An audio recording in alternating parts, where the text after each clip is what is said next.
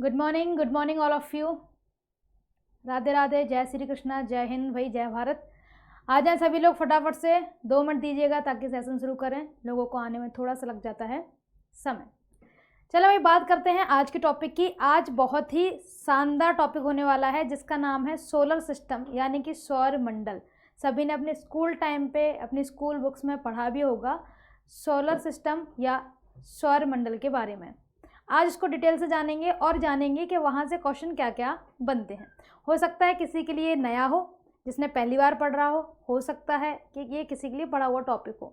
तो जो पढ़े हुए लोग हैं उनके लिए कुछ नई चीज़ें मिल जाएंगी, और जिनका आज पहला ही ऐसा अटैम्प्ट है कि हम सोलर सिस्टम पहली बार पढ़ने जा रहे हैं तो उनके लिए भी आसानी होगी। परेशान ना हो, आराम आराम से प्यार प्यार से सारी चीज़ें समझेंगे। पीछे हम देख रहे हैं ये एक आकाशगंगा है, एक गैलेक्सी है जिसमें हम लोग रहते हैं कहीं ना कहीं। तो पहला क्वेश्चन ये है कि जिसमें हमारा सोलर सिस्टम है उस आकाश गंगा को क्या कहते हैं? तो उसको कहा जाता है दुग्ध मेखला या मिल्की वे। ठीक है, उसको क्या कहते हैं? दुग्ध मेखला या मिल्की वे। तो पहला क्वेश्चन यही याद रखें। पहला क्वेश्चन क्या हो गया कि हम जिस गैलेक्सी में या आकाश गंगा में रह रहे हैं उसको मिल्की वे कहा जाता है। यहाँ बीच में देख रहे हो बहुत तेज रोशनी है। ये तेज रोशनी बेसिकली ब्लैक होल के आसपास जो चीज़ें हैं उसकी वजह से दिख रही है। ठीक है, यानी कि हमारे आकाश गंगा के केंद्र में एक ब्लैक होल है। और ब्लैक होल क्या होता है? जब तारा मर जाता है, जैसे कि सूरज है, उसकी एक एज होगी, धीरे धीरे उसका जो हाइड्रोजन है वह कन्वर्ट हो जाएगा। तो जब तारा मर जाता है तो वह रेड जायंट, लाल दानव बनता है। ठीक है, मरे हुए तारे को लाल दानव कहा जाता है और उसमें इतनी ज़्यादा ग्रेविटी होती है कि वह किसी भी चीज़ को अपनी तरफ इतना खींचती है कि रिफ्लेक्ट ही नहीं हो पाती वापस। अगर उसमें रोशनी भी जाती होगी ना तो रोशनी भी रिफ्लेक्ट नहीं होती। इसी वजह से उसको कहते हैं ब्लैक होल। दिखता ही नहीं है तो पता कैसे चलता है? तो ब्लैक होल के आसपास जो गतियां हो रही होती हैं उससे पता चलता है कि यहाँ ब्लैक होल है, क्योंकि ब्लैक होल इतना डार्क मैटर से बना हुआ है कि उसमें रोशनी भी जाए तो वापस नहीं आए, और जब तक कोई रोशनी टकरा के वापस नहीं जाएगी तो आपको दिखाई नहीं देगा। यही तो फिजिक्स का कॉन्सेप्ट होता है कि हमारे ऊपर रोशनी पड़ रही है, फिर इससे रिफ्लेक्शन जा रहा है जो आपकी आंखों तक पहुंच रहा है और आपको दिखाई दे रहा है। सोचो इस कमरे की सारी लाइट बंद कर दें, फिर मैं दिखाई दूंगी क्या? पर मैं तो हूँ यहाँ पे, दिख क्यों नहीं रही हूँ? मैं इसलिए नहीं दिख रही हूँ क्योंकि रिफ्लेक्शन नहीं बन पा रहा है ना। तो ऐसे ही जो ब्लैक होल होता है वह रोशनी को हमने अंदर ही समा लेता है, लेकिन फिर भी इसके आसपास की जो गतियाँ उससे पता चलता है यह ब्लैक होल है। अब यहाँ कहीं हम रह रहे हैं, यानी कि हमारा पूरा का पूरा क्या है? यहाँ सोलर सिस्टम है और बीच में सभी को पता है कि सन है। तो क्या सन किसी के चक्कर लगाता है? आज तक तो ये सुना था कि पृथ्वी चक्कर लगाती है। क्या सन चक्कर लगाता है? बिल्कुल। सूर्य भी क्या करता है? परिक्रमा करता है। किसकी कर रहा है परिक्रमा? ये परिक्रमा कर रहा है केंद्र की। बहुत सारे लोग ये सोचते हैं कि सूर्य परिक्रमा करता होगा आकाश गंगा के। तो भाई आकाश गंगा के तब कर सकता कि जब हमारा सोलर सिस्टम यहाँ होता तो हम ये पूरा ऐसा चक्कर लगा पा रहे होते, लेकिन हम तो इसके अंदर ही हैं। हम तो आकाश गंगा के अंदर है ना। अगर इस कमरे के हम अंदर हैं तो इस कमरे का बाहर का चक्कर नहीं लगा सकते। इस कमरे के अंदर एक टेबल रखी हुई है, इसके चारों तरफ लगा सकते हैं, कुर्सी के लगा सकते हैं, इसके अंदर वाली चीज़ों को लगा लेंगे, इसके बाहर के नहीं लग सकते। तो ऐसे ही सोलर सिस्टम जब अंदर ही है मिल्की वे का तो ये बाहर तो चक्कर लगाएगा नहीं। तो सूर्य मिल्की वे के केंद्र का चक्कर लगाता है। सूर्य परिभ्रमण भी करता है, रिवॉल्यूशन टाइम भी होता है उसका, रोटेशन भी होता है, परिक्रमण भी, मतलब खुद की जगह पे भी घूमता है और एक पूरी परिक्रमा भी करता है। जैसे अर्थ खुद की जगह पे भी घूम रही है और परिक्रमा भी कर रही है, ऐसे सूरज भी करता है। चले, ये वाली बात समझ में आई होगी। सूरज किसके चक्कर लगाता है? सूरज गैलेक्सी के केंद्र का चक्कर लगाता है। आगे चलते हैं और हमारे प्लैनेट्स के बारे में एक एक करके जानते हैं। तो यहाँ पे आप देख रहे हैं सूरज बना हुआ है और टोटल 8 ग्रह दिख रहे हैं। 9वां ग्रह प्लूटो हुआ करता था, लेकिन जो ग्रह दूसरे की ऑर्बिट में, दूसरे की कक्षा में घुस जाते हैं, ऐसे ग्रहों को बौना ग्रह कहा जाता है। और प्लूटो भी ऐसे ही करता था कि लास्ट में वरुण यानी कि नेपच्यून के उसमें घुस जाता था ऑर्बिट में, इसलिए उसको हटा दिया गया। चले जी, अब एक एक करके सारे के नाम जानते हैं और इससे बनने वाले प्रश्न जानते हैं। तो सूरज की तरफ से शुरू करते हैं। सबसे पहले हमें जो मिलता है इसका नाम है बुध, मरकरी।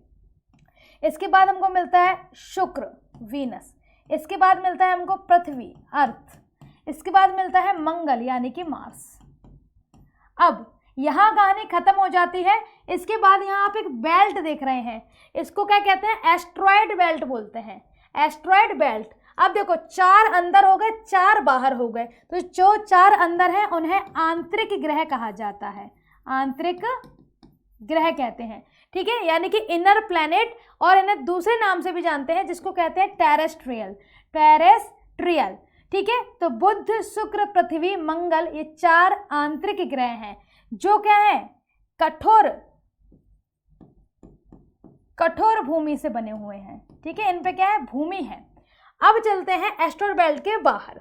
एस्ट्रॉयड बेल्ट के बाहर जाएंगे तो सबसे पहले हमको बृहस्पति मिलेगा, बृहस्पति यानी कि जुपिटर।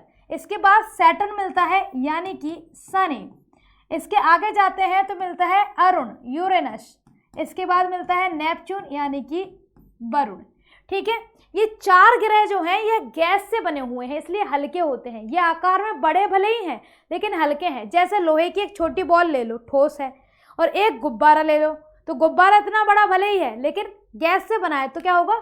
हल्का होगा। यानी इधर के ग्रह जो है वह गैस से बने हुए हैं। और बृहस्पति के ऊपर तो कोई ठोस भूमि नहीं है। ये क्वेश्चन आया हुआ है कि निम्नलिखित में से किस ग्रह पर ठोस भूमि नहीं है? तो जुपिटर के पास में कोई भी ठोस भूमि नहीं है। जो बोलते जा रहे हैं ये सारे प्रश्न हैं, इन्हें ध्यान से सुनते जाइएगा, है ना। कमेंट सेक्शन में नहीं देख रही हूँ अभी, कमेंट सेक्शन लास्ट में बिल्कुल। चलो अब एक क्वेश्चन और बनता है कि एस्ट्रॉयड बेल्ट किन 2 ग्रह के बीच? तो दिख रहा है एक तरफ मंगल और एक तरफ बृहस्पति, ठीक है। तो ऐसे भी क्वेश्चन बनते हैं, इसलिए चित्र हमें जरूरी है समझना। अब ये गैस से बने इसलिए इन्हें क्या कहते हैं? गैस जेंट बोलते हैं, ठीक है। और इन्हें दूसरे नाम से भी जानते हैं जिसको कहते हैं जोवियन ग्रह। इसको क्या कहते हैं? जोवियन ग्रह भी कहा जाता है, ठीक है। तो अगर वो आपसे पूछे निम्नलिखित में से कौन सा जोवियन ग्रह है, तो जोवियन ग्रह में से इसमें से किसी का भी नाम आए, बृहस्पति, शनि, अरुण, वरुण, तो इसमें से टिक कर देना। अगर क्वेश्चन बन जाए कि टेरेस्ट्रियल किसको कहते हैं, तो ये 4 हो गए। आंतरिक किसको कहते हैं, तो ये 4 हो गए। ठोस भूमि वाले तो ये 4 हो गए। इधर वाले कैसे हो जाएंगे? जोवियन कहा जाएगा। साथ ही इन्हें क्या कहा जाएगा? गैस से बने हुए हैं, या आकार में बड़े हैं पर हल्के होते हैं। चलो ये बात समझ में आई होगी। अब शनि पे आते हैं कि शनि से हमें क्या बात याद रखनी है। तो पानी से भी कम घनत्व है, पानी से कम घनत्व है इसका। तो देखो जिसका घनत्व ज़्यादा होता है, पहाड़ वाला क्लास याद करो, उस टाइम जब पढ़ा रहे थे तो बड़ा डिस्टर्ब कर रहे थे क्लास में कि हमें घनत्व नहीं पढ़ना। देखो क्वेश्चन आ गया। तो घनत्व ज़्यादा होता है तो वह नीचे जाता है क्योंकि भारी, और घनत्व कम होता है तो वह ऊपर रहता है। पानी से भी इसका कम घनत्व है तो पानी के ऊपर रहेगा। अगर ज़्यादा होता तो नीचे चला जाता पानी के, पर पानी से भी कम है तो ऊपर रहेगा। पानी से कम घनत्व होने के कारण ये ऐसा है कि अगर इसे पानी पर रखा जाए तो तैर जाएगा। तो क्वेश्चन क्या आया था कि निम्नलिखित में से कौन सा ग्रह है जो पानी पर तैर सकता है? तो वही पानी पर कौन तैर सकते हैं? शनि महाराज जी तैर सकते हैं भाई साहब, क्योंकि ये क्या है? गैस से बने हुए हैं। इनका जो घनत्व है वह पानी से भी कम है। यहाँ तक चीज़ समझ आई होगी। अरुण भाई साहब की क्या खासियत बात है? ये आलसी हैं, लेटा हुआ ग्रह कहते हैं इसको। क्या कहते हैं? लेटा हुआ ग्रह कहते हैं, क्योंकि इसकी जो एक्सिस है, ठीक है, जैसे कि अर्थ होती है। एक सेकंड आप यहाँ समझने की कोशिश करें ज़रा। जैसे अगर हम बात करें अर्थ की, ठीक है, तो अर्थ की कोई एक एक्सिस होगी, ऐसे एक एक्सिस होगी। अर्थ थोड़ी झुकी है तो क्या कहते हैं? इसकी एक्सिस 23.5 है। इसकी एक्सिस भाई साहब ऐसे है, तो ये कैसे घूमता होगा? जब अर्थ की एक्सिस ऐसी है तो अर्थ ऐसे घूम रही है, ठीक है, सॉरी, पश्चिम से पूरब की ओर ऐसे घूम रही है, लेकिन ये तो लेटे हुए हैं तो ये ऐसे घूमते हैं। तो इसकी ये घूमने की जो गति है इस प्रकार की है, इसलिए इसको क्या कहते हैं? लेटा हुआ ग्रह कहते हैं। क्या कहते हैं इसको जनाब? लेटा हुआ ग्रह। तो इसका एक्सिस इस तरीके से है। ये वाली बात समझ गए होंगे। बहुत छोटी छोटी बातें हैं। 2 बातें और यहाँ पे समझ ले जरा। जो ये शुक्र है और अरुण है, शुक्र और अरुण, ये दोनों उल्टे घूमते हैं। यानी कि अगर हम बात करें अर्थ की या किसी भी प्लैनेट की बात करें तो सब पश्चिम से पूरब की ओर इस प्रकार से घूम रहे हैं। ऐसा क्लियर है? पश्चिम से पूरब की ओर। लेकिन ये भाई साहब उल्टे घूमते हैं। उल्टे घूमते हैं तो अपने यहाँ दिन कैसा होता है? पूरब की ओर से सूरज निकल रहा है, क्योंकि सब ऐसे घूम रहे हैं। ये उल्टे हैं तो उल्टा कर दो, पूरब की जगह कहाँ से सूरज निकलेगा? पश्चिम से। तो क्वेश्चन कैसे बनता है? निम्नलिखित में से किस ग्रह पर सूरज या सूर्योदय पश्चिम की ओर से होता है ना? तो दो ही उल्टे हैं, शुक्र और अरुण। ठीक है, ये अपने गली के बड़े बदमाश लड़के हैं, शुक्र और अरुण उल्टे चलते हैं। ठीक है, तो लिख दिया है वीनस एंड यूरेनस। ठीक है, यानी कि शुक्र और अरुण, शुक्र और Arun rotate east to west. East इधर है, वेस्ट इधर है, ईस्ट से वेस्ट की ओर घूमते हैं, यानी कि इस तरीके से घूमते हैं। बाकी सारे ग्रह कैसे घूम रहे हैं? बाकी सारे ऐसे घूम रहे हैं। ठीक है, तो ये छोटी छोटी सी बातें क्लियर हुई होंगी। आगे चलते हैं और इससे जुड़ी कुछ और बातें समझते हैं। 4 आंतरिक ग्रह थे, 4 बाह्य ग्रह थे। ठीक है, 4 आंतरिक 4 बाह्य ग्रह थे। अब यहाँ देखो एस्टेरॉयड बेल्ट मंगल और बृहस्पति के बीच में है। ठीक है, पृथ्वी मंगल और शुक्र के बीच में है, यानी कि ये भी पड़ोसी और ये भी पड़ोसी पृथ्वी का। अब क्वेश्चन ये है कि कौन सा पड़ोसी सबसे नजदीक है? क्वेश्चन क्या था? पृथ्वी का सबसे नजदीकी ग्रह। तो अब होता क्या है, लोग कंफ्यूज होते हैं कि मंगल को रखे कि शुक्र को। तो शुक्र क्या है? सबसे नजदीकी ग्रह है। ठीक है, नजदीक। मंगल के कंपेयर में शुक्र क्या है? नजदीक है। दूसरा, शुक्र की साइज देखो, इसको मैं हटाऊं जरा तो आप देख पाओगे। शुक्र की साइज और पृथ्वी की साइज बराबर बराबर लग रही है, दोनों बहन बहन लग रही हैं। तो इन्हें क्या कहते हैं? जुड़वा बहन भी कहते हैं। जुड़वा बहन कहते हैं या ट्विंस सिस्टर या ट्विंस प्लैनेट के नाम से जाना जाता है। ये बात समझ में आई होगी। अब देख लेते हैं साइज के हिसाब से कौन सा बड़ा है कौन सा छोटा है, फिर एक एक करके इसके कलर के बारे में बता देंगे और फिर आगे बात करेंगे। तो सबसे बड़ा जुपिटर है नंबर 1 पे, दूसरे नंबर पे सैटर्न यानी इससे थोड़ा सा छोटा है, तीसरे नंबर पे अरुण है, चौथे नंबर पे वरुण है। देखो नाम याद करा के आए हैं तो वो तो आपको देखो याद करना पड़ेगा। चौथे नंबर पे अरुण है, 5वें नंबर पे पृथ्वी, 6वें नंबर पे शुक्र, 7वें नंबर पे मार्स यानी कि मंगल और 8वें नंबर पे मरकरी यानी कि बुध। तो सबसे बड़ा कौन सा दिख रहा है? सबसे बड़ा जुपिटर। तो एक तो सीधा सीधा याद हो गया कि सबसे बड़ा कौन सा है, और सबसे छोटा तो ये भी याद हो गया, बुध क्या है? सबसे छोटा है। ग्रहों के नाम भी याद रखना है क्योंकि वो आपसे पूछ लेते हैं सूरज की ओर से बताइए, एक क्रम आपको दे देंगे कि कौन से क्रम में सही चीजें लिखी हैं। तो बुध, शुक्र, पृथ्वी, मंगल, बृहस्पति, शनि, अरुण, वरुण। ठीक है, मरकरी, वीनस, अर्थ, मार्स, जुपिटर, सैटर्न, यूरेनस और नेपच्यून। तो हमें ये क्रम भी पता होना चाहिए जहां से क्वेश्चन बनते हैं। किस पर ठोस भूमि नहीं है भाई साहब? इस पर कोई भी ठोस भूमि नहीं है, ये आपको बता चुके हैं, फिर से बता दूं क्योंकि क्वेश्चन आया हुआ है। इस पर कोई भी ठोस भूमि नहीं है। सब अलग अलग कलर के दिख रहे हैं तो कलर भी देख लेते हैं यहाँ पे जरा एक बार। जो ये छोटे छोटे भाई साहब हैं बुध जी, ये पथरीले कलर के हैं, ग्रे कलर के हैं। ठीक है, स्लेटी जिसको बोला जाता है। शुक्र चमकीला ग्रह है, पृथ्वी नीला ग्रह है, मार्स लाल ग्रह है, जुपिटर पीला ग्रह है, सैटर्न ये वाइट वाली दिख रहा है घूमने की वजह से, लेकिन ये ब्लैक कलर का दिखता है। अरुण और वरुण ये हल्के से हरे और नीले रंग के दिखाई देते हैं। भाई पानी की बोतल आज गायब है यहाँ से, चल हरे और नीले रंग के दिखाई देते हैं। तो हमने कलर भी देख लिया। अब एक एक करके सारे प्लैनेट्स के बारे में जानेंगे और क्यूपर बेल्ट क्या होता है। ठीक है, हर एक प्लैनेट से क्वेश्चन कैसे बनते हैं उनको। अभी हमने बड़ा बड़ा देख लिया कि सोलर सिस्टम में प्लैनेट कौन कौन से हैं। अब एक एक करके इसके अंदर जानकारी करते हैं। तो देखें जरा, हमने क्या देखा?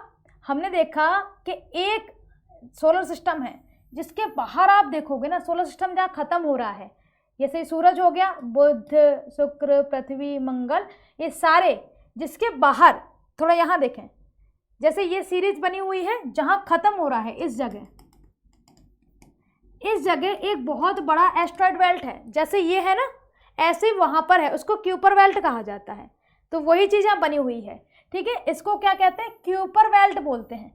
इस क्यूपर बेल्ट के आगे भी एक बहुत बड़ा बेल्ट देखने को मिलता है, छोटे छोटे उल्का पिंड से बना हुआ है। इसको ओरूट क्लाउड कहते हैं। इसको क्या कहते हैं? ओरूट, यानी कि ओरूट के अंदर क्यूपर बेल्ट, क्यूपर बेल्ट के अंदर हमारे सारे ग्रह, और उसके अंदर भी एक और है क्यूपर बेल्ट के अंदर देखो, अगर हम देखेंगे सूरज, सूरज के बाद बुध, शुक्र, पृथ्वी, मंगल, और मंगल के बाद ये घूम रहा है इधर बृहस्पति, तो इनके बीच में भी तो एक है बेल्ट, इनके बीच में भी तो है, जिसका नाम क्या था, एस्ट्रॉयड बेल्ट। तो ये बेल्ट सारे समझ गए। क्यूपर बेल्ट से जो प्लैनेट बाहर चले जाते हैं उन प्लैनेट को भी बोनाग्रे कहते हैं। मानो कोई प्लैनेट यहाँ घूम रहा हो, ठीक है, इस प्लैनेट का नाम ए मान लेते हैं, ए प्लैनेट है, तो फिर इसको क्या कहेंगे, ये बोनाग्रे है, क्योंकि ये तो क्यूपर बेल्ट से भी बाहर चला गया, मतलब दूर, यानी बहुत दूर चला गया। ठीक है, चलें आगे चलते हैं और थोड़ा सा जानते हैं सोलर सिस्टम के बारे में। निकोलस कोपरनिकस और सौरमंडल के खोजकर्ता थे। तो सौरमंडल खोजा किसने था, निकोलस कोपरनिकस ने। ठीक है, लेकिन इस सौरमंडल के अंदर सारे ग्रह गति कर रहे हैं, इसकी जानकारी किसने दी, तो इसकी जानकारी दी थी, ग्रहों की गति का नियम दिया था केपलर ने। तो कोपरनिकस ने बताया कि सौरमंडल जैसी कोई चीज है, केपलर ने बताया कि सौरमंडल के अंदर ना चीजें घूम रही हैं, रुकी हुई नहीं है। ठीक है, सूर्य आकाशगंगा के केंद्र से 30,000 प्रकाश वर्ष दूर है। ठीक है, 30,000 प्रकाश वर्ष दूर सूर्य आकाशगंगा के केंद्र की परिक्रमा करता है। सूर्य पश्चिम से पूरब की ओर घूमता है सारे ग्रहों की तरह। 27 दिन में ये एक चक्कर क्या कर लेता है, पूरा कर लेता है। ठीक है, 27 दिन में एक चक्कर पूरा कर लेता है। सूर्य के जिस भाग को देखा जा सकता है उसे प्रकाश मंडल कहते हैं या फोटोस्फीयर। जैसे मान लो कि ये सूरज है, अभी अर्थ नहीं है, इसको क्या मान लेते हैं, सूरज है, अब बहुत दूर है, अब इसकी किरणें निकल रही हैं जो बाहर, तो एक यहाँ पे आभा बनी, औरा बना ना आभा, जैसे लाइट जलती है, तो लाइट अपन क्या जो तार जल रहे होते हैं अंदर फिलामेंट, वो देख पाते हैं, नहीं, इतनी तेज रोशनी होती है कि अपन बाहर का ही देख पाते हैं। तो जो बाहर दिख रहा होता है उसे क्या कहते हैं, प्रकाश मंडल कहते हैं। और सूरज पृथ्वी से 109 गुना बड़ा है। चलो तो थोड़ा सूरज के बारे में जानकारी लेते हैं, जहां से क्वेश्चन बनते हैं। ठीक है, सूरज के अंदर केंद्र में न्यूक्लियर फ्यूजन हो रहा है, नाभिकीय संलयन क्रिया जिसे बोलते हैं हिंदी में। जब न्यूक्लियर फ्यूजन होता है तो एनर्जी कन्वर्ट होती है, हाइड्रोजन से हीलियम में बनती, किससे, हाइड्रोजन से हीलियम में। यानी कि जो सूरज है वह किससे बना है, हाइड्रोजन और हीलियम से बना है। और इस न्यूक्लियर फ्यूजन की वजह से, यानी कि नाभिकीय संलयन क्रिया सुनी होगी, नाभिकीय संलयन क्रिया की वजह से हाइड्रोजन हीलियम में कन्वर्ट होता है। और एक दिन ऐसा आएगा कि पूरा हाइड्रोजन कन्वर्ट हो जाएगा हीलियम में, उस दिन कहेंगे कि तारा मर गया है और ये क्या बन गया, रेड जायंट। ठीक है, अब कॉस्मोलॉजी के चक्कर में ज़्यादा नहीं पड़ो, इतना याद कर लो कि यह हाइड्रोजन हीलियम से बना होता है और यह ऊर्जा कहाँ से लेता है, नाभिकीय संलयन क्रिया से यह ऊर्जा प्राप्त करता है।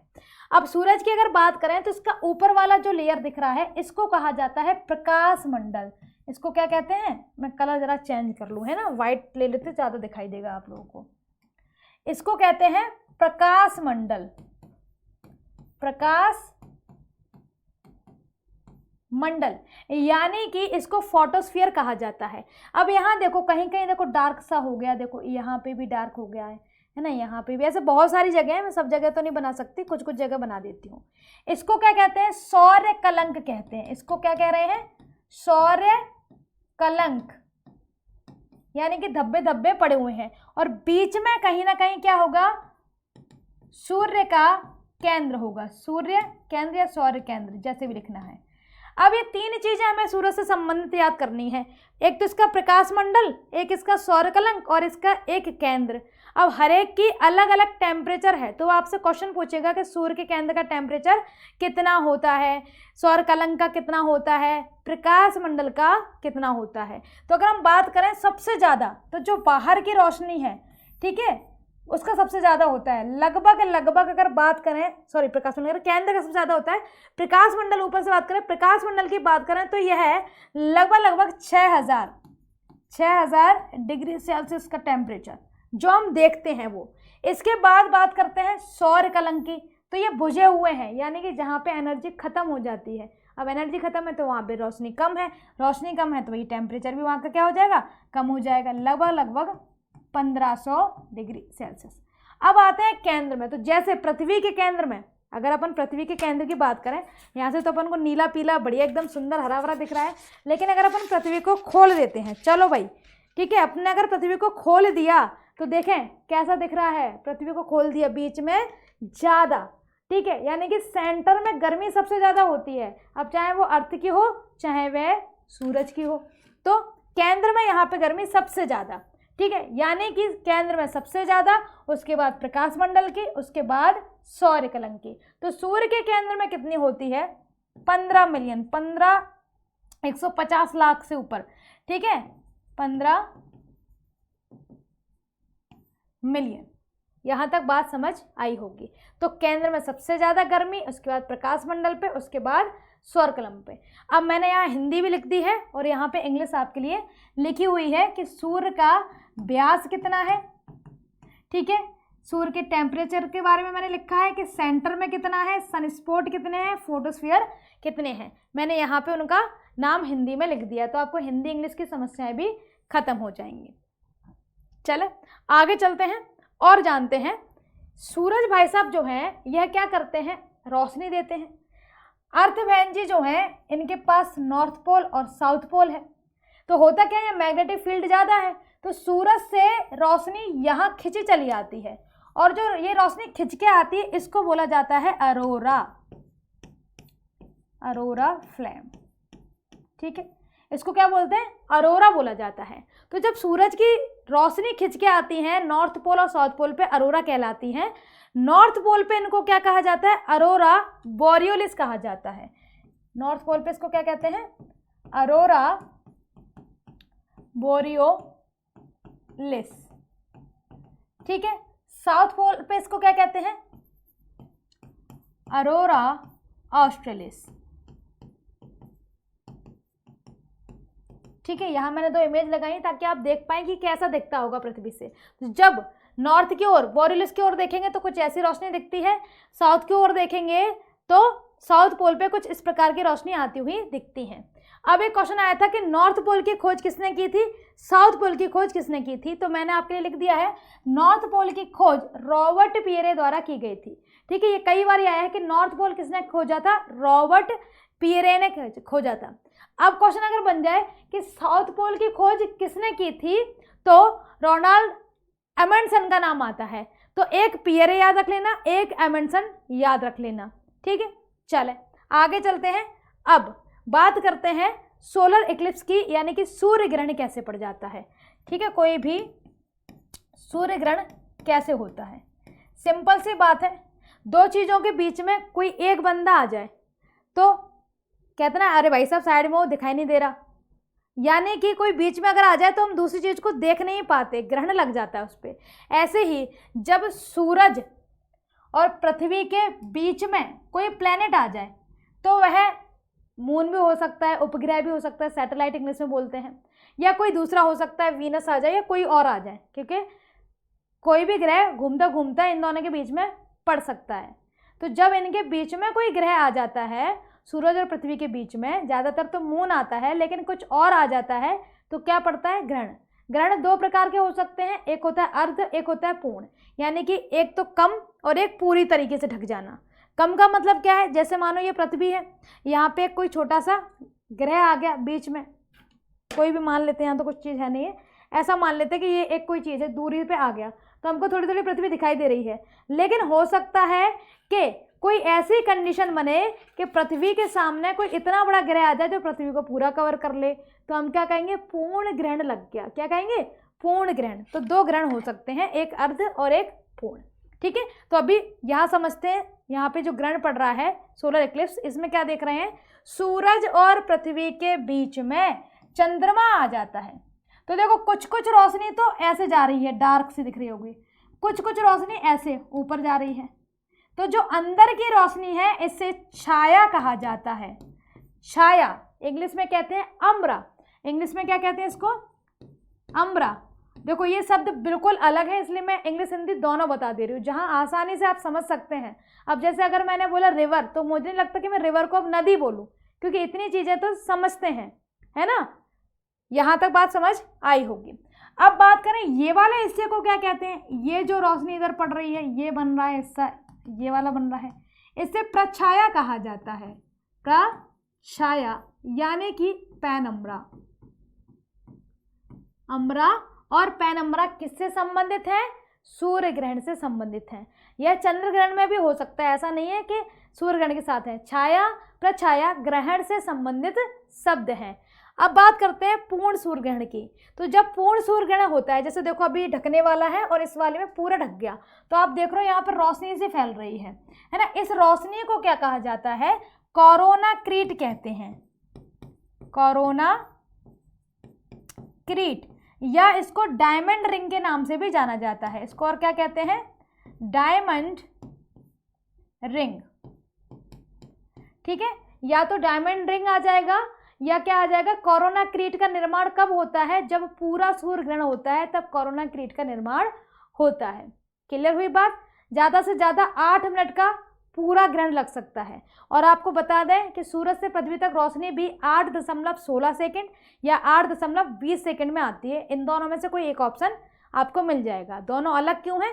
क्योंकि एक बार पृथ्वी से सूरज दूर होता है और एक बार पृथ्वी से सूरज पास होता है, जिसकी वजह से 2 टाइमिंग देखने को मिलती हैं। तो 8.16 मिलेगा ऑप्शन में या 8.20 मिलेगा। चलें, ये चीज़ क्लियर हुई है।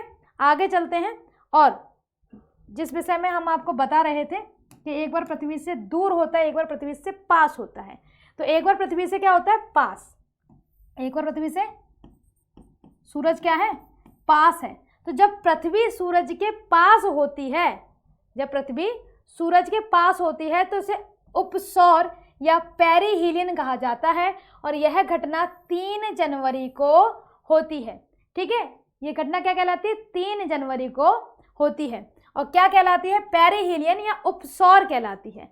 अब देखो, एक बार सूरज पृथ्वी से दूर है, क्या है जी? दूर है। यह क्या कहलाती है? तो इस घटना को अपसौर कहते हैं, इंग्लिश में अपहीलियन। यह घटना 4 जुलाई को होती है।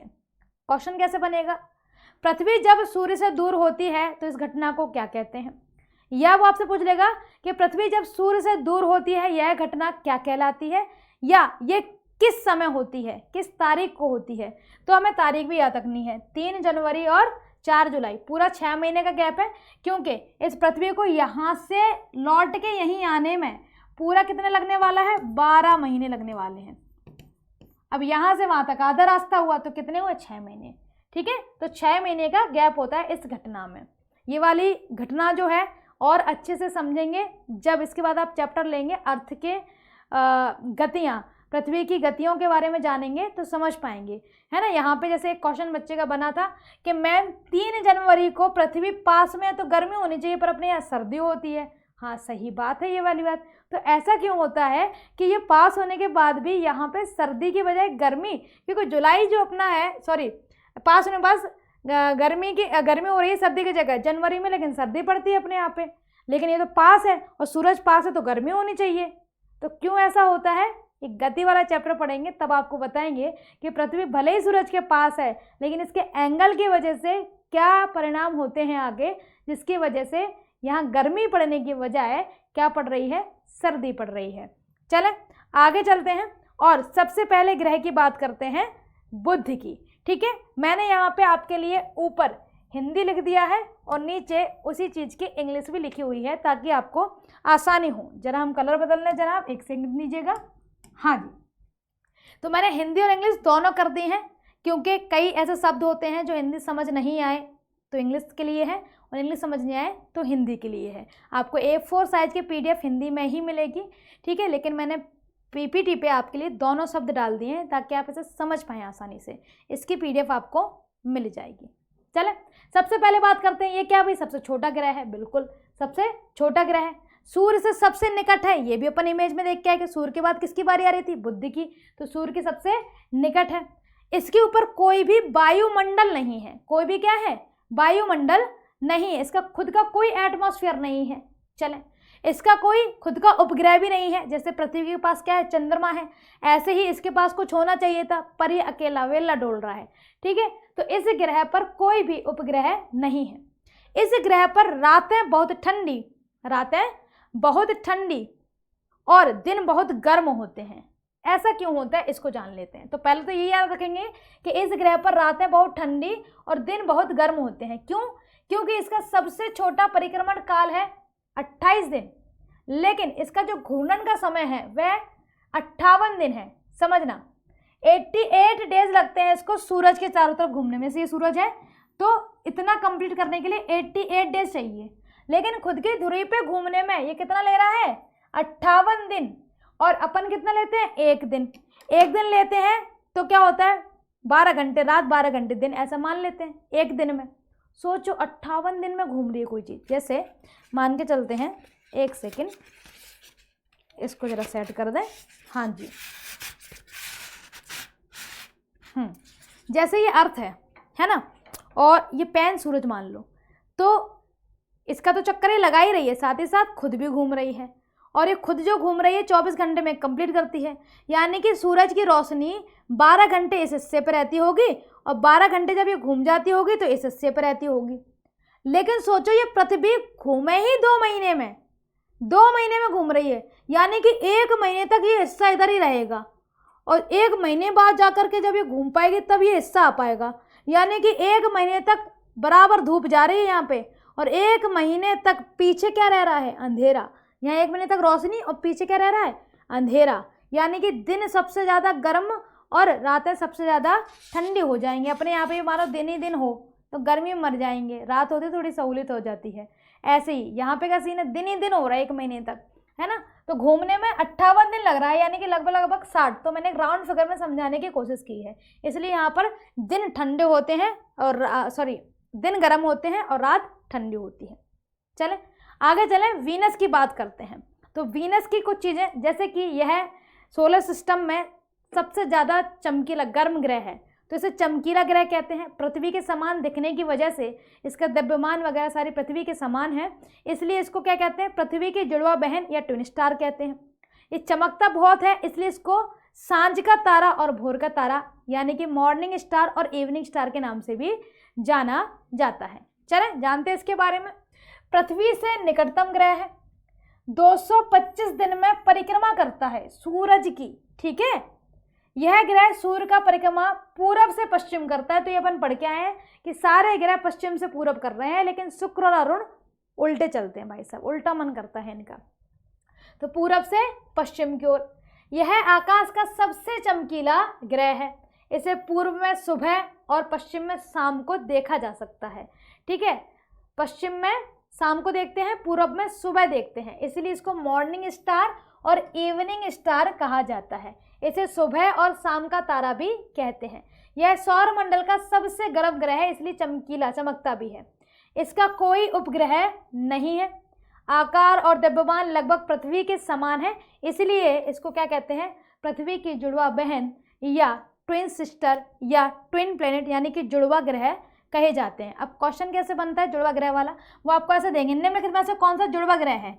तो आपको देंगे ऐसे पृथ्वी डैश करके शुक्र, हो सकता है इधर आपको दे दें बुध डैश करके मंगल। तो हमें चुनना है कि कौन सा जुड़वा है, तो पृथ्वी शुक्र जुड़वा है ना। इस प्रकार से इसका क्वेश्चन बनता है। चलें आगे चलते हैं और बात करते हैं अपनी प्यारी पृथ्वी के बारे में। तो पृथ्वी एक नीला ग्रह है, जैसा कि आप देख पा रहे हो। क्यों? क्योंकि इसमें पानी की अधिकता है। पानी की अधिकता होने की वजह से इसे नीला ग्रह कहा जाता है। ये बात समझ में आई होगी। क्या कहते हैं? नीला ग्रह। देखो दिख रहा ना, इसमें अभी हमारी रूममेट ने दम से नीला कलर भर दिया। मैंने उससे कहा कि मेरे कुछ चीज़ों पे तुम कलर कर लो, चलो। खुश हो गई, पूरे में उसने नीला पीला भर डाला। कुछ जगह छूटी तो उसमें फिर मैंने क्या बना दिए? महाद्वीप बना दिए और हरा भरा कर दिया। तो नीला ग्रह है, क्यों? पानी ज़्यादा है।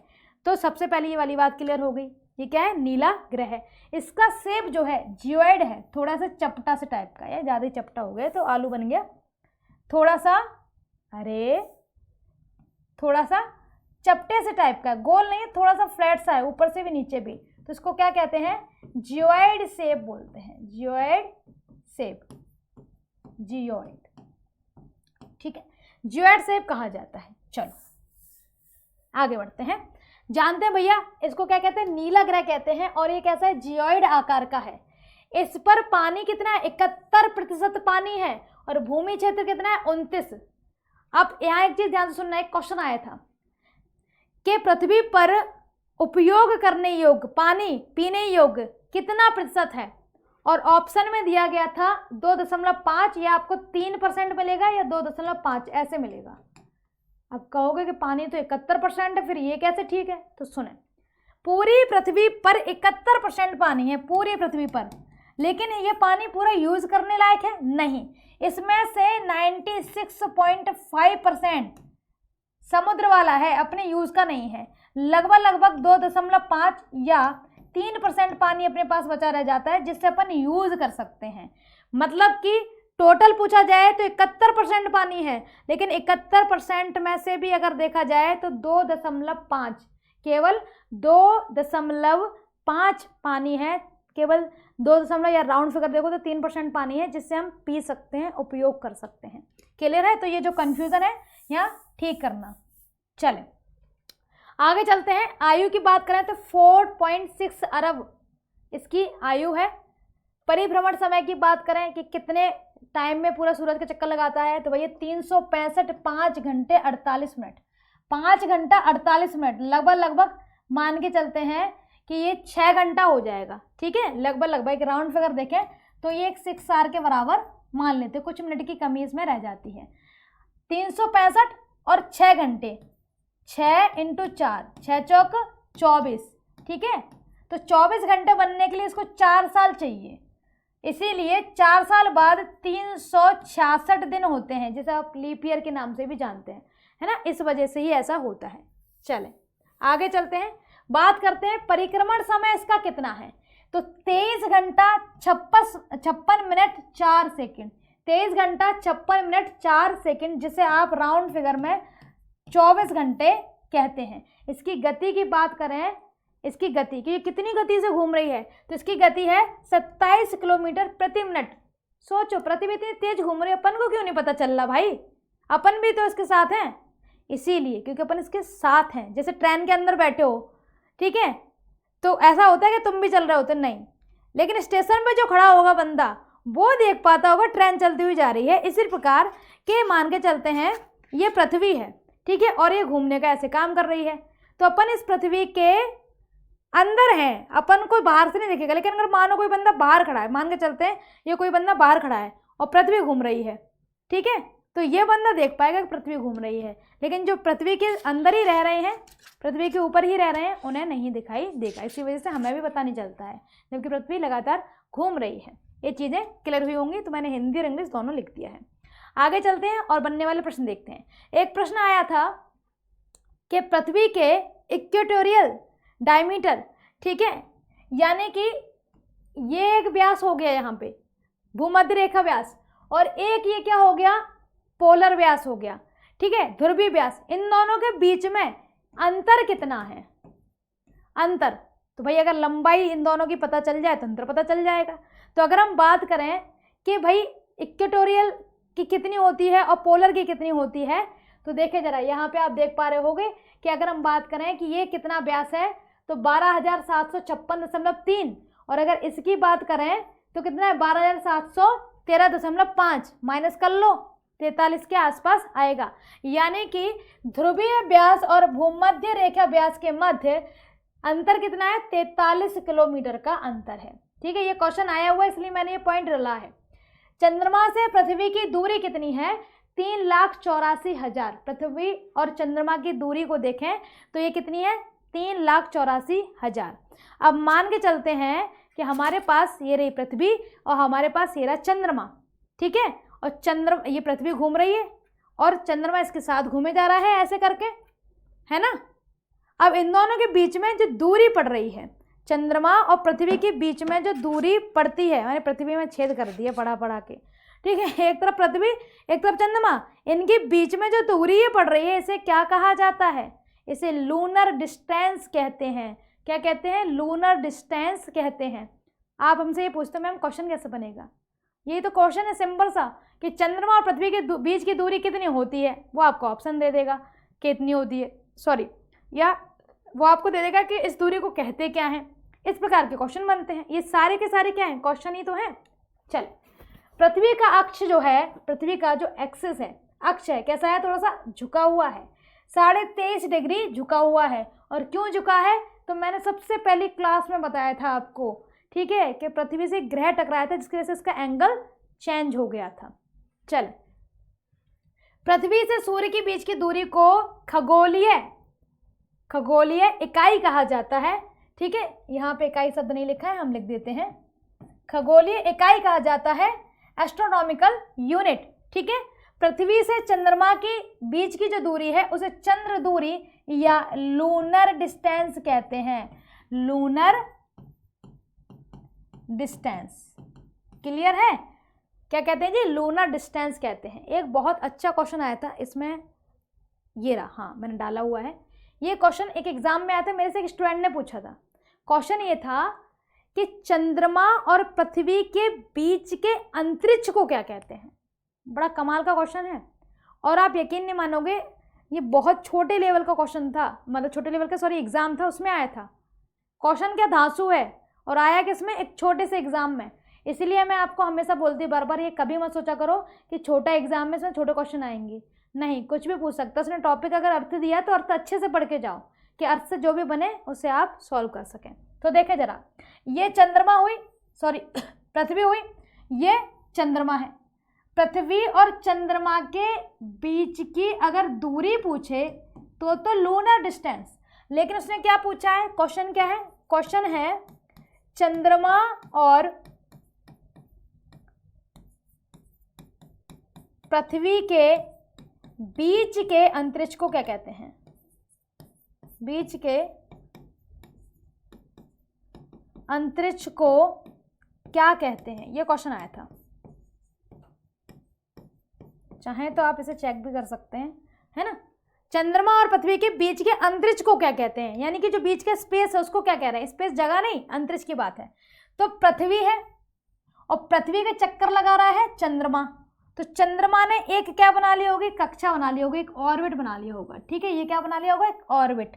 अब वो पूछ रहा है कि इसके बीच में जो ये अंतरिक्ष वाला हिस्सा आ रहा है, ये जो आ रहे हैं, ये जो हिस्सा आ रहा है, इसको क्या कहते हैं? तो इसको कहते हैं सिस लूनर।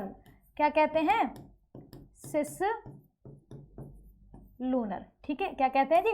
सिस लूनर कहते हैं। अभी गड़बड़ी मत कर देना, दूरी पूछी है तो लूनर डिस्टेंस, लेकिन अंतरिक्ष पूछा है तो सिस लूनर कहलाता है, ठीक है। गड़बड़ी मत करना बिल्कुल भी, क्योंकि हम लोगों ने रट्टाफिकेशन किया है, एक ही चीज़ रट के बैठ गए हैं। कोशिश करें कि हम नए डेटा को भी अपने डेटा में ऐड करें, नई चीज़ों को भी अपने दिमाग के अंदर ऐड करें। चलें आगे चलते हैं और बात करते हैं यहाँ पे मून के बारे में भी और सन के बारे में भी। तो मैं ये आपको बता चुकी हूँ, फिर से एक और डायग्राम यहाँ पे आ गया है कि आप देख रहे हो मून बीच में आ गया है। तो वही चीज़ है कि यहाँ पे क्या बन रहा है? अम्ब्रा यानी कि छाया, और ये बड़ा वाला हिस्सा क्या बन रहा है? ये बन रहा है पेनम्ब्रा। ये मैं इमेज आपको समझा चुकी हूँ ये, लेकिन ये मून और अर्थ की रिस्पेक्ट में है, वो सन के रिस्पेक्ट में था सेम डायग्राम, और अर्थ और मून के रिस्पेक्ट में भी सेम डायग्राम है, तो सेम ही चीज़ है ये। आगे चलते हैं, बात करते हैं किसके भाई? चंद्रमा की। जैसे हम पढ़ के आए थे उपसौर और अपसौर, पढ़ के आए ना कि पास पड़ रहा है तो उपसौर, दूर पड़ रहा है तो अपसौर। ऐसे ही चंद्रमा पृथ्वी से एक बार पास होता है और एक बार दूर, क्योंकि हमने हमेशा इमेजेस में देखा हुआ है कि बीच में पृथ्वी है, चंद्रमा इसके चक्कर काट रहा है, तो एकदम बराबर गोलाई में थोड़ी काट रहा है। ये जो गोला बना हुआ है ना, वो कहीं छोटा और कहीं ज़्यादा दूरी का है। तो ऐसे ही सूरज के साथ पृथ्वी का संबंध है, ऐसे ही पृथ्वी का चंद्रमा का संबंध है। कैसे? कि जब एक बार पृथ्वी के नज़दीक होता है चंद्रमा, ये क्या है? पास या नज़दीक। जब नज़दीक होता है, ठीक है, जब नज़दीक होता है तो इसे प्रीजी कहा जाता है, प्रीजी। और जब ये दूर होता है तो इसे अपोजी कहा जाता है। दूर होगा तो क्या होगा? अपोजी। अगर हम बात करें पृथ्वी से चंद्रमा अगर दूर हो तो क्या कहलाता है? अपोजी। तो आपसे वह कैसे क्वेश्चन करेगा? पूछेगा उपसौर और अपसौर किससे संबंधित हैं? ऑप्शन में कैसे देगा? चंद्रमा पृथ्वी, चंद्रमा सूरज, या पृथ्वी सूरज, ऐसे सेटिंग बना के देगा। तो हमें देखना पड़ेगा कि उपसौर अपसौर किससे संबंधित है? पृथ्वी और सूरज से। ऐसे ही वो आपसे पूछ सकता है कि प्रीजी या अपोजी किससे संबंधित हैं, फिर आपको जोड़ी बना के देगा, पृथ्वी और चंद्रमा, पृथ्वी और सूरज, पृथ्वी और शुक्र। तो हमें समझना है कि किसके साथ है अपोजियो प्रीजी वाला संबंध? पृथ्वी और चंद्रमा के साथ में। चलें आगे चलते हैं। यहाँ एक और चीज समझते हैं। एक प्रश्न आया था कि चंद्रमा के समान किसके पास रिंग है? चंद्रमा के समान किस ग्रह की रिंग है? किस ग्रह के पास रिंग मान लो या वलय इसको बोला जाता है, वलय है। अब मन में आ रहा होगा जुपिटर, सॉरी सैटर्न आ रहा होगा, लेकिन आंसर क्या है? जुपिटर। क्यों है जुपिटर?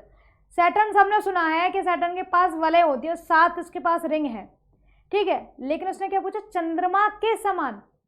चंद्रमा के समान, तो चंद्रमा के पास तो आपने रिंग सैटर्न जैसी नहीं देखी। चंद्रमा सर्दियों में, सर्द ऋतु में देखना, कहते हैं ना सप्तऋषि की बैठक हो रही है, चंद्रमा के चारों तरफ बर्फ की वजह से एक आभा बन जाता है। ये चंद्रमा है, यहाँ देखो एक आभा बन गया है, इसे जोवियन रिंग कहा जाता है या हेलो रिंग बोलते हैं। इसको क्या बोलते हैं? Hello ring. इसको क्या कहते हैं? हेलो रिंग कहा जाता है, ठीक है, हेलो वाला नहीं, हेलो रिंग कहा जाता है। ऐसी ही थोड़ी थोड़ी धुंधली रिंग किसके पास बनती हैं? जुपिटर, बृहस्पति के पास बनती हैं। बृहस्पति के पास बनती हैं, जिसे क्या कहते हैं? जोवियन रिंग कहा जाता है। क्या कहते हैं? जोवियन रिंग या जोवियन वलय, ठीक है। तो ये बहुत अच्छा क्वेश्चन है। ये सारे मैंने इसलिए ऐड किए हैं क्योंकि जब PYQ लगाते हैं या कोई स्टूडेंट आकर के हमसे पूछता है कि मैम ये क्वेश्चन आया था, इसका आंसर बता दो, तो मुझे लगता है ऐसा क्वेश्चन आपके लिए भी कभी आ सकता है, इसलिए मैं उसको नोट्स में क्या करती हूँ? ऐड कर देती हूँ, है ना। ऐसा मेरा कोई मकसद नहीं कि मैं आपको बहुत सारी चीज़ें पढ़ा दूँ, रटा दूँ। ये क्वेश्चन है, इसलिए मैं भी मजबूर हूँ बताने के लिए, क्योंकि मैं नहीं बताऊँगा कभी क्वेश्चन फंस गया तो फिर वहाँ बैठ के आप ये सोच रहे होगे कि मैम ने ये वाली बात तो काट दी, हमें बताई नहीं थी। तो इसलिए सारी चीज़ें मैंने ऐड कर दी हैं आपके लिए, जो पहले क्वेश्चन आ चुके हैं।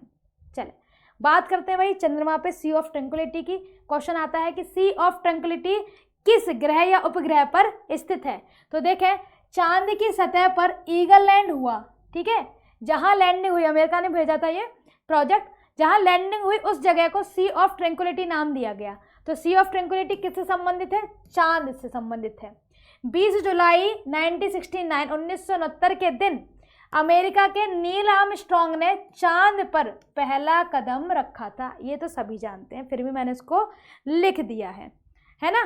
चांद अपने एक्सिस पे 5 डिग्री के आसपास झुका हुआ है और यह अपने जगह पे घूमने में 27 दिन लगाता है, यानी जगह पे भी घूमने में 27 और पूरा चक्कर लगाने में भी लगभग 27। इसीलिए चंद्रमा 100% दिख नहीं पाता, उसकी लोकेशन ऐसे बन नहीं पाती। तो देखते हैं फटाफट से परिक्रमण काल का, परिभ्रमण की बात करें तो 27 दिन 7 घंटा 43 मिनट 11 सेकेंड, लगभग 28 दिन के आसपास पहुंच जा रहा है ना। रोटेशन का समय देखें, यानी खुद की धुरी पे कितने टाइम में घूम लेता है? 27 दिन में घूमता है। व्यास की बात करें तो 3476 किलोमीटर का व्यास है। चंद्रमा की सतह का छिपा हुआ हिस्सा, चंद्रमा का जो हिस्सा है उसमें से 41% तो छुपा ही रहता है, यानी कि अंधेरे की साइड जो हम कभी देख ही नहीं पाते पृथ्वी की साइड से। बचा हुआ हिस्सा कितना हुआ? 59%। ये पृथ्वी से दृश्य सतह है, यानी कि पृथ्वी से हम इतने ही हिस्से को 59% को ही देख पाते हैं। और चंद्रमा अपने एक्सिस पे क्या है? 5 डिग्री झुका हुआ है। चलें, जहाँ से क्वेश्चन ज़्यादा आते हैं वो ही मैंने पॉइंट डाले हैं, है ना। चंद्रमा और पृथ्वी से काफ़ी क्वेश्चन देखने को मिलते हैं। चलें, मंगल की बात करें भैया, इसे क्या कहते हैं? लाल ग्रह कहते हैं। इस ग्रह पर वातावरण बहुत पतला है, ठीक है, वातावरण तो है पर क्या है? बहुत ज़्यादा पतला है। इसकी परिक्रमण या परिभ्रमण वाली बात करें तो 687। देखो आपको एक बात बता दूं, यहाँ पर रिवॉल्यूशन के लिए जो रिवॉल्व करता है उसके लिए परिभ्रमण परिक्रमण दोनों शब्द यूज किए जाते हैं, तो इसमें कंफ्यूज मत होना, बता दूं आपको। चलें, घूमने का समय अगर देखें तो 24 घंटा 34 मिनट, लगभग पृथ्वी के हिसाब से ये अपने दिन रात बनाता है। इसके 2 प्राकृतिक उपग्रह हैं, एक का नाम है फोबोस और एक का नाम है डीमोस, ठीक है, इसको डेमोस के नाम से भी जानते हैं। एक कौन सा है? फोबोस है, और एक कौन सा है? डीमोस। जो डेमोस है ना वह सूर्यमंडल का छोटा प्राकृतिक ग्रह है। कौन सा? डेमोस, ये घूम रहा है ऊपर। डेमोस छोटा है और फोबोस जो है इसका बड़ा है, मंगल ग्रह का बड़ा है, सौरमंडल का नहीं। लेकिन जो डेमोस है वह क्या है? वह छोटा है। चलें, सौरमंडल का सबसे छोटा प्राकृतिक उपग्रह, ग्रह और उपग्रह में अंतर होता है, ये याद रखना है। ठीक है, छोटा प्राकृतिक उपग्रह है, उपग्रह। ठीक है, ग्रह के पास कोई दूसरी जो चक्कर लगाती हो यूनिट, उसको उपग्रह कहा जाता है। आगे चलें, बात करते हैं भाई यहाँ पे ओलंपस मॉन्स मंगल ग्रह पर एक बड़ा ज्वालामुखी पर्वत है। यह लगभग 22 किलोमीटर की ऊंचाई के साथ सौरमंडल का सबसे ऊंचा है, मतलब एवरेस्ट से भी कहते हैं ना 3 गुना, एवरेस्ट से भी ऊंचा है। अब ये मंगल दूर बहुत है इसलिए अपन को दिखता नहीं है। अगर पूरे सौरमंडल में बात की जाए तो फिर एवरेस्ट नहीं है, फिर ओलंपस हो जाएगा। लेकिन अगर विश्व की बात की जाए, यानी कि अर्थ के ऊपर बात की जाए, तो फिर एवरेस्ट हो जाएगा, है ना। तो अगर बात करें सौरमंडल में सबसे ऊंचा, तो ओलंपस मॉन्स। और ओलंपस मॉन्स कहाँ स्थित है, ऐसा भी क्वेश्चन बनता है, तो मंगल ग्रह पे है। ठीक है, ओलंपस मॉन्स कहाँ है, मंगल ग्रह पर स्थित है। चलिए बात करते हैं भाई जुपिटर की। यह सौरमंडल का सबसे बड़ा ग्रह है। इस पर कोई, ये सारी बात बता चुकी हूँ मैं, इसलिए मैं जल्दी बोल दे रही हूँ। इस पर कोई पक्की जमीन नहीं है। ठीक है, कोई भी पक्की जमीन नहीं है। इसके पास कुछ कुछ छल्ले दिख रहे हैं जो चंद्रमा के समान है, जिसे जॉविन रिंग कहा जाता है। परिक्रमण की बात करें, पूरी सूरज का चक्कर लगाने की बात करें तो 11 वर्ष लगते हैं।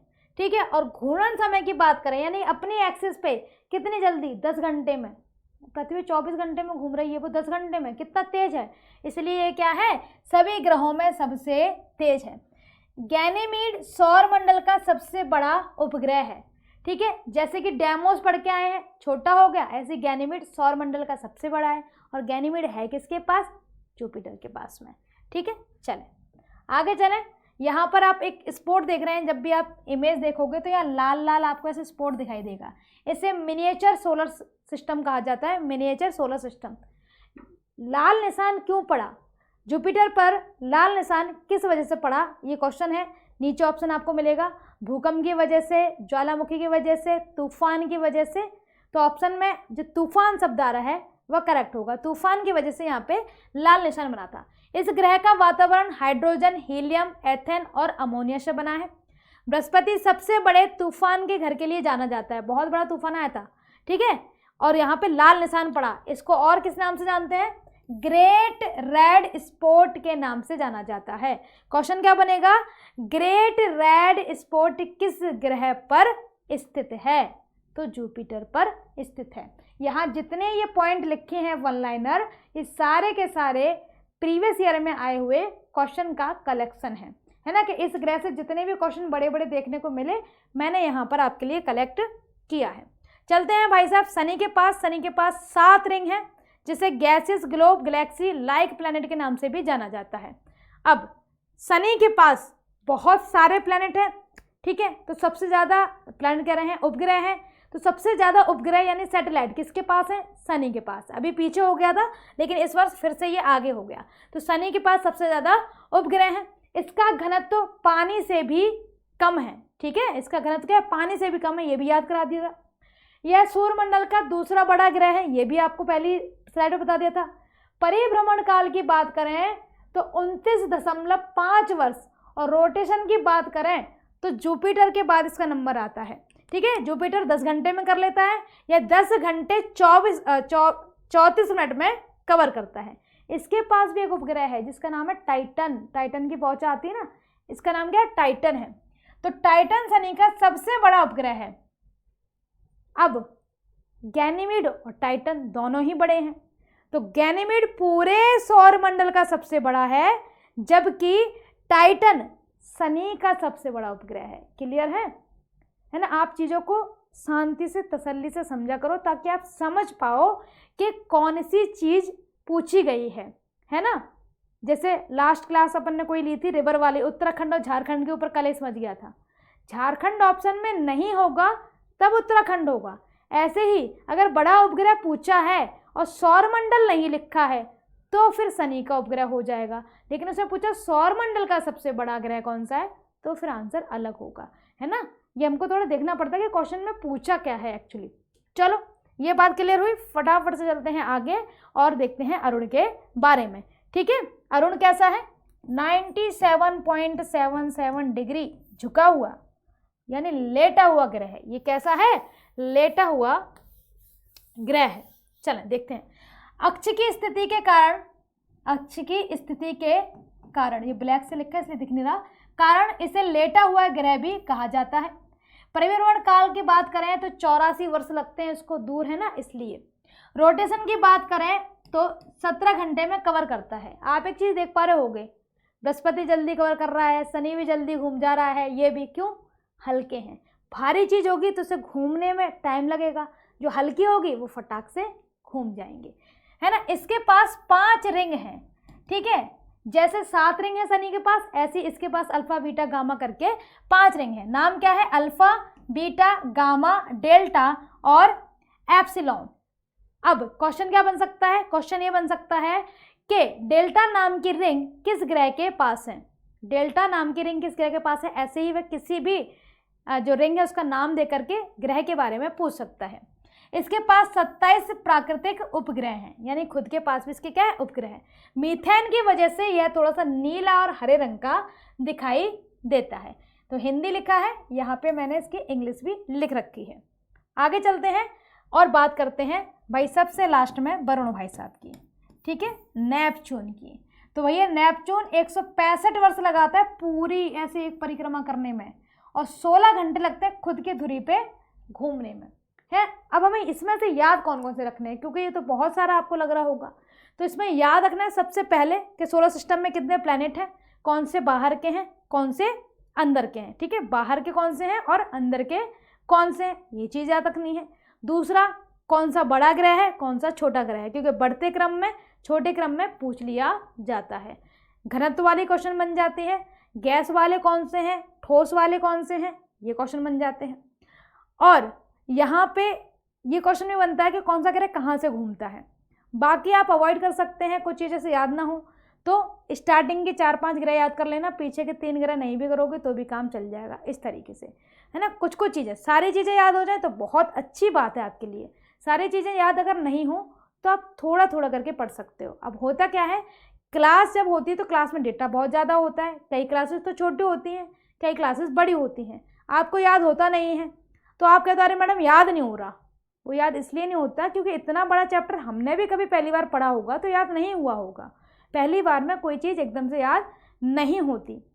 इस क्लास के आप या तो खुद से नोट्स बनाना, नहीं तो बस आंखें बंद करके लेट जाना और सोचना सूरज है, सूरज के बाद 4 ग्रह ये वाले हैं, फिर उसके बाद 4 ग्रह ये वाले। आप जो देखोगे ना, जो इमेज बड़ी देख के आए थे पीछे, वो सब दिखाई देगी। आप यहाँ जाओगे जब तो ये वाली इमेज पे पहुंचना सबसे पहले। आ जाओ भाई नीचे, ये इमेज देखना, आंखें बंद करके इस इमेज के बारे में सोचना और एक एक करके जो बड़े बड़े पॉइंट हैं वो ग्रह के बारे में याद करने की कोशिश करना कि इसका कोई एटमॉस्फेयर नहीं है, कोई चंद्रमा नहीं है, बिल्कुल पास में, दिन भी बहुत ज़्यादा ठंडे होते हैं, रात भी बहुत ज़्यादा गर्म होती हैं, ऐसे करके। फिर आ जाना शुक्र पे, ये सबसे चमकीला है, सबसे गर्म है, इसे सांझ का तारा, भोर का तारा कहते हैं, और यह उल्टा घूमता है पश्चिम से पूरब की ओर, और पृथ्वी जैसा दिखता है इसलिए पृथ्वी की जुड़वा बहन कहलाता है, और पृथ्वी के नज़दीक भी है, बहन है तो पास रहेगी ना। आ जाते हैं कहाँ गए, पृथ्वी पे। पृथ्वी के बारे में, इसका चंद्रमा है, इसके पास एटमॉस्फेयर है, ये पृथ्वी तो यार अपन रह रहे हैं, ये तो अपन बता ही सकते हैं, पानी 71% है इस पर। इस तरीके के क्वेश्चन रिपीट करना। फिर आ जाना मंगल पे, ठीक है। ओलंपस मोन्स सबसे ऊंचा इस पर पर्वत है, फोबस और डेमोस इसके पास है, डेमोस सबसे छोटा है ना, लाल रंग का दिखता है। और मंगल के बाद तुरंत से एस्ट्रॉयड बेल्ट स्टार्ट हो जाती है, इसके बाद जुपिटर आता है। तो ऐसे ही इस इमेज के बारे में सोचिएगा और एक एक करके सारे पॉइंट को रिपीट कीजिएगा, ठीक है। जब आप रिपीट करेंगे तो आपकी तैयारी होगी। अब दिक्कत क्या है कि आपने तैयारी शुरू करनी थी कम से कम 1 साल पहले, क्योंकि सिलेबस ज़्यादा होता है ना हर एक चीज़ का, लेकिन हमने 1 साल से तो पढ़ाई की नहीं। आप क्या, हम भी नहीं करते, कॉलेज टाइम जैसी चीज़ें होती हैं कि 2 दिन पहले पढ़ लेंगे पेपर निकल जाएगा, पर ऐसा नहीं होता, ये आप भी समझते, मुझे कहने की ज़रूरत नहीं है। आप इतने मैच्योर फेज़ में होंगे कि सारी बातें समझते होंगे कि हाँ हमने शुरू से पढ़ने में ईमानदारी नहीं बरती है, इसलिए अब हम कम समय में ज़्यादा पढ़ने की कोशिश कर रहे हैं तो चीज़ें हजम नहीं हो पा रही हैं, है ना। तो आपने थोड़ी गड़बड़ी तो कर ली है कि शुरू से तैयारी पूरी की नहीं। जिन्होंने की होगी उन्हें चीज़ें जल्दी समझ आती होंगी, जो एकदम अभी ही कर रहे हैं तो आप यकीन माने कि एकदम चीज़ें याद नहीं होती, है ना। कोई बात नहीं, रिवीजन करेंगे तो होंगे। अगर हम ज़्यादा समय के लिए पढ़ेंगे, जैसे आपने माना 1 साल तैयारी करते 1-1 घंटा पढ़ते काम हो जाता, अब जल्दी करना है तो 4-4 5-5 घंटे पढ़ो। थोड़ा तो सेक्रीफाइस करना पड़ेगा, है ना। आपने अगर समय कम छोड़ा तो थोड़ा सा सेक्रीफाइस कीजिए हमारे साथ। मैं पूरी कोशिश करूँगी कि आपके साथ पूरी मेहनत करूँ, है ना। उम्मीद करते हैं सेशन पसंद आया होगा। मिलेंगे नए सेशन में नए टॉपिक के साथ, तब तक के लिए धन्यवाद।